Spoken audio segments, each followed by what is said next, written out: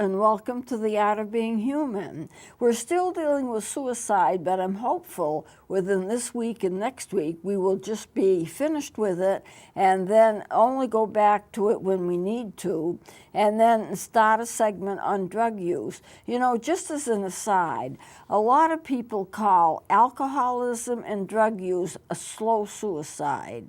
Now, do I think that everybody who drinks or everybody who smokes or whatever it is or takes drugs has in mind dying from it?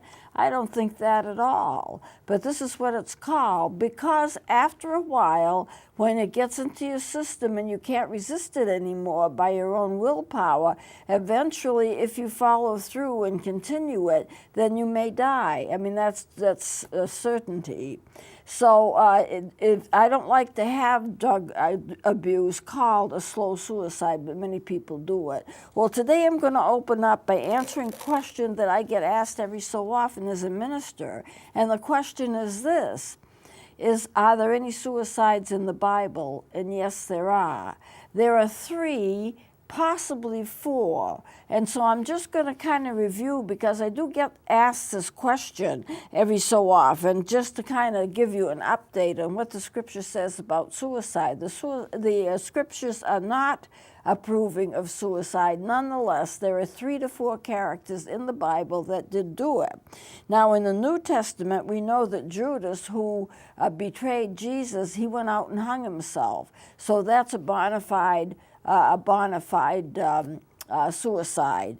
And in Matthew, I'm going to read from Matthew. There's nothing here on the screen with these, just to let you know. Matthew 27:5, that he cast down pieces of silver in the temple and departed and went and hanged himself. Okay? He cast down pieces of silver in the temple and departed and went and hanged himself. Saul, he's in the Old Testament. He is a king of Israel, and he was losing a battle, and he knew he was going to get caught, and he knew that he probably would be tortured or killed or whatever, and so therefore he wanted to die by his own hand without dying by somebody, an enemy, killing him. So he said to his armor bearer, he wanted him to kill him. And the armor bearer couldn't do it and wouldn't do it. So Saul himself, the Bible says, he fell on his own sword, which basically means he stabbed himself and he killed himself. Now, in 1 Chronicles, I'll read this off, 1 Chronicles 10:4, remember this is Old Testament, it says, "Then said Saul to his armor-bearer, Draw thy sword, and thrust me through therewith, lest these uncircumcised come and abuse me. But his armor-bearer would not. So Saul took a sword and fell upon it," which basically means he stabbed himself to death. So he would die before the enemy had a chance to capture him. Now Saul's armor-bearer, who was with him, when he realized that his king had killed himself, had been successful in killing himself, he too killed himself in the same manner and stabbed himself to death. So it says here in 1 Chronicles 10:5, when his armor-bearer saw that Saul was dead, he fell likewise on his sword and died. So there are 3 right there. Judas hung himself, Saul stabbed himself, Saul's armor-bearer stabbed himself, and those are 3. Now there's a 4th one, and this would be Samson, and this comes from the Old Testament book of Judges. So I just want to kind of set a scenario for you. Samson was a very huge, very strong man. And he could beat anything. He could beat, it could kill a whole bunch of people at once. I mean, he was really very strong. And he wasn't supposed to cut his hair, and he wasn't supposed to get mixed up with foreign women. But of course, he got mixed up with Delilah. And Delilah, acting as an agent for the Philistines, who was Israel's enemy, wanted to find out why he was so strong. She baited him, she baited him, she baited him. He wouldn't tell her. Then eventually he did tell her. And he said, you know, I have my hair all braided. If you cut off my hair, I'm as weak as any person, because he was stronger than most people, much stronger than most people. So, of course, she kind of conned him into working with him, and he fell asleep. And the Philistines came on and cut his hair. And then when he tried to get up and tried to fight off some Philistines, he couldn't do it. He was too weak. And at that point, they captured him. They took his eyes out, they poked his eyes out, so he was blind. I mean, who can escape if they're blind? And from that point on, he was kept like in a dungeon, in a jail. And he did do some work. He kind of ground he ground grain so that they could have bread and this kind of thing. And then they would bring him up before people in conventions and celebrations just to make fun of him, just to abuse him. Look, here's this guy who's so strong that we couldn't beat him. Well, our God, the false God, caused us to be able to beat him, and here he is. He's now our captive. Well, what they neglected to do, even though they had him in chains, even though that he was couldn't see, what they neglected to do was they neglected to keep his hair cut. So his hair grew back, and it got stronger, and it got stronger, and he got stronger. There was a celebration, and there were lots and lots of people there in a building. And the building was at least 2 floors. I don't know how many floors it was, but I know that the Bible says, and I checked on this, that there were 3,000 people on the roof.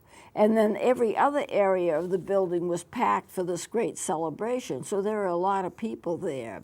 And so they brought Samson up to make fun of him and all of this. And then when they brought him down, Samson said, because there was an attendant that was walking with him, holding his hand, because of course he was blind. He said, I need to rest on a couple of pillars that are close to the roof. In other words, the pillars that were supporting the roof. He wanted to lean on them. And the attendant didn't think anything of it, so he placed him between a couple of pillars that were supporting the roof.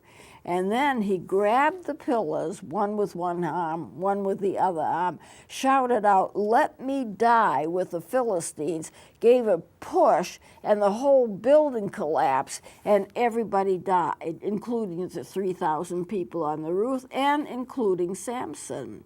Now the question was, is his a true suicide? And he's listed as a suicide because he knew he was going to die if he did this, and yet he did it. And he also made the comment and yelled out, let me die with the Philistines. Now, the definition of a suicide is if you, by the act of your own hand, cause your own death. It's your willful act. Now, some people who do it are mentally ill, and they're not truly responsible, but a lot of people do it as a decision. They do it because they want to get rid of pain, or they want their lives to be different, or they see it as a solution to a problem, and so they do it. But it's an act of their own hand that causes them to die. And in a sense, you see, Samson did that. When he yelled out, let me die with the Philistines, he knew he was going to die. He couldn't collapse a building with thousands of people on it and not die, especially when he's on the lowest floor, when he's by the pillars that support the roof. So he did die. So he's listed as the 4th suicide in the Bible. And for a while, I had some questions about this, because I said, you know, his first responsibility and his first wish was to kill the Philistines, who were Israeli enemies. And so he wanted to kill them. And he had to do this in order to do that. Now, if a soldier goes to war, he may or may not come back alive, and he knows that. But it's a kind of a calculated risk. He's not asking to die. He doesn't want to die, but he's willing to die if that's what it takes. And if that's what happens, it happens. It's just kind of a thing that happens in warfare. But with a suicide, it's different. I choose to kill myself. I want to kill myself. I will do what is necessary for me to do to kill myself by my own hand. And in a sense, he did that. Samson did that when he yelled out, let me die with the Philistines. He knew by his own hand he would die. but he would kill off the Philistines too, which was his original intent. So it's a little questionable whether that's a true suicide. He's often listed as the fourth suicide. And based on his comment before he caused the building collapse, I guess we'd have to say that it was a suicide. But if he had not done what he did, if he had not gotten mixed up with Delilah, if he had followed God's plan, he would have killed many more people and probably not died at all, you know, because he was killing a lot of people and not dying. And then he got mixed up with Delilah and things went downhill from there. So anyway, take your pick. He either did kill himself deliberately or he didn't kill himself deliberately. But he knew if he continued to do his plan of destroying the building, because he knew his strength was back, he just couldn't let anybody know it because they'd forgotten to cut his hair. If they had cut his hair short and kept his hair short, he wouldn't have gotten his strength back at all. So at any rate, that's the story of Samson. And he is listed as the fourth suicide of the Bible. So you can take your choice as to whether you think it was a true suicide or not, but he is listed as a suicide. Now, how would you help a survivor of suicide? That is, help the person who has a loved one that has killed themselves. How do you help them get over the grief? There are certain stages in the grief process. First of all, there are physical symptoms. These physical symptoms may last just for 10 minutes. They may last for 1 hour. They may last for longer. You've got to remember that grief is a very individual thing.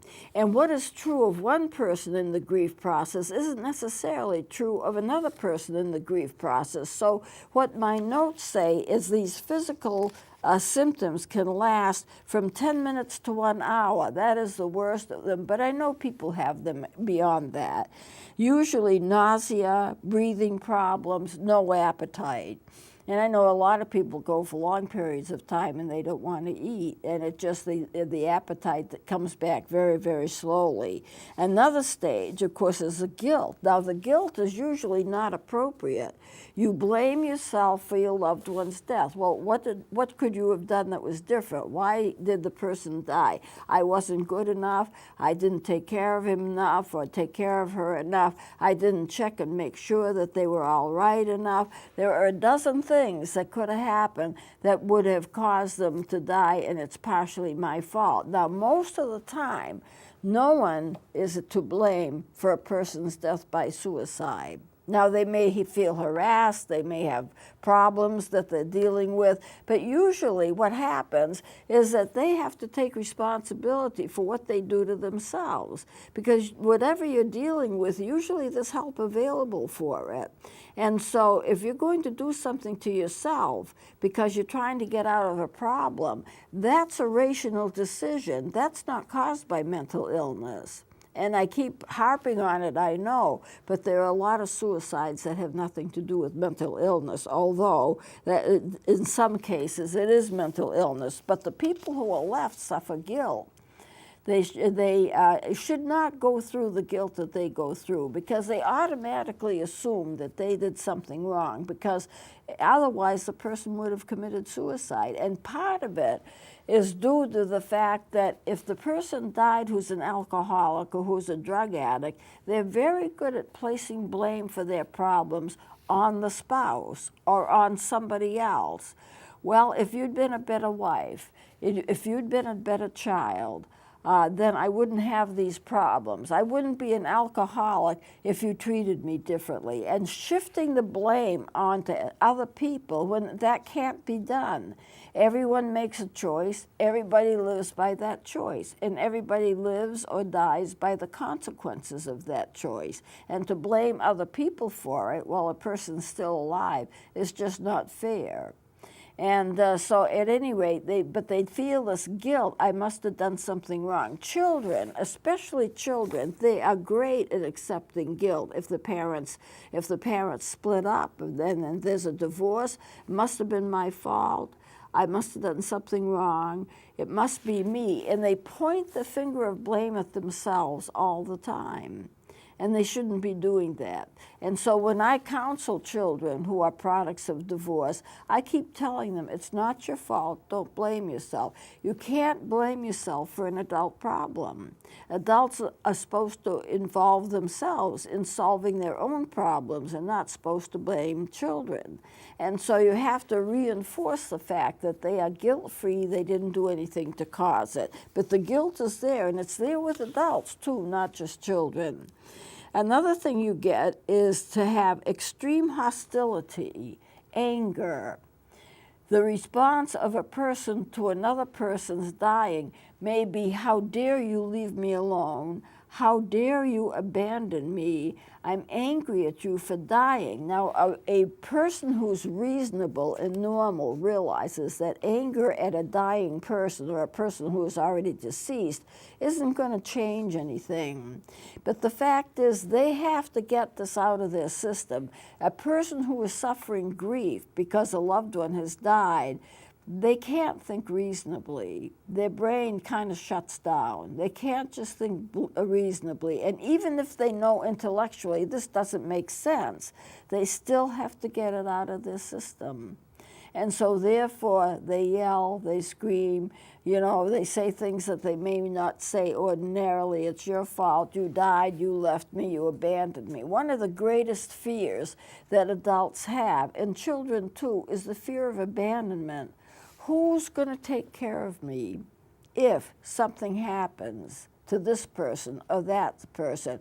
Who am I going to be able to rely upon to meet my needs, to take me places, to make sure I have enough food in the refrigerator, to make sure that I make my doctor's appointments? And if you have learned to be attached to and dependent on another person, and most of us do, it's just a part of growing up. We get dependent on other people, and if something happens to those other people that we are dependent on, who's going to take their place? Who's going to take care of me?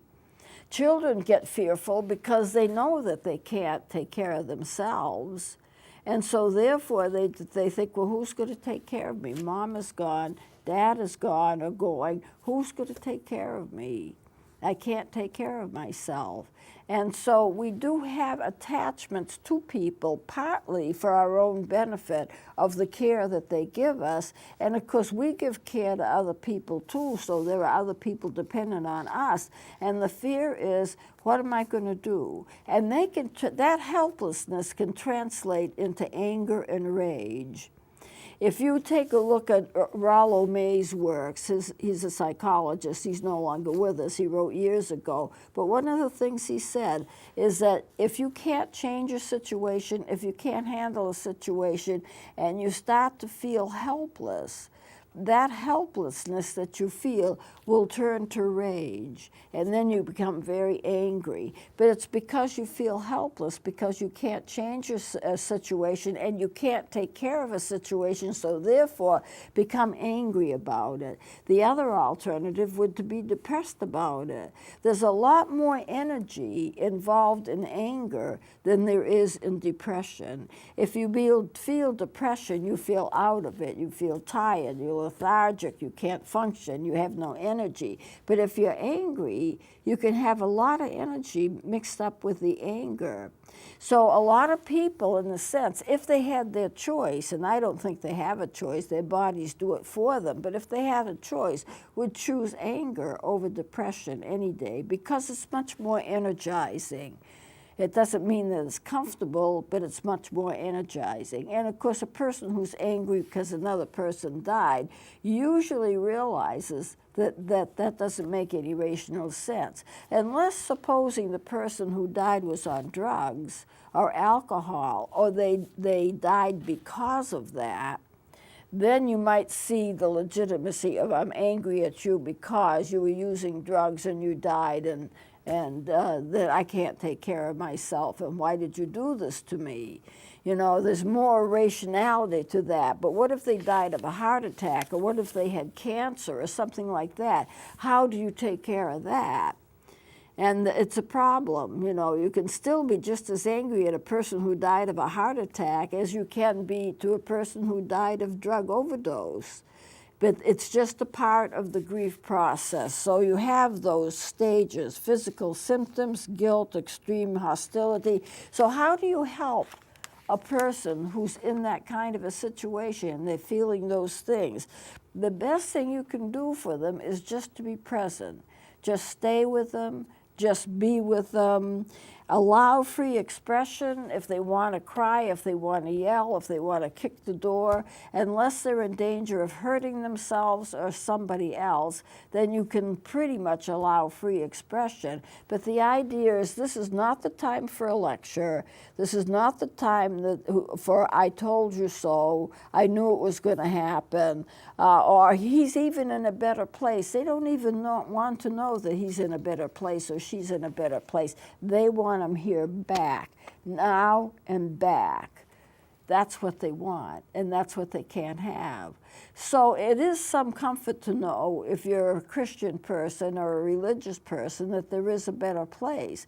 But in those moments of grief, when it's the most raw and the most painful, what you really want more than anything else is your loved one back. And of course, that's not going to happen.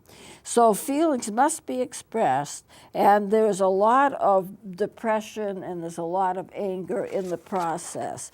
Now, death is like a psychological amputation.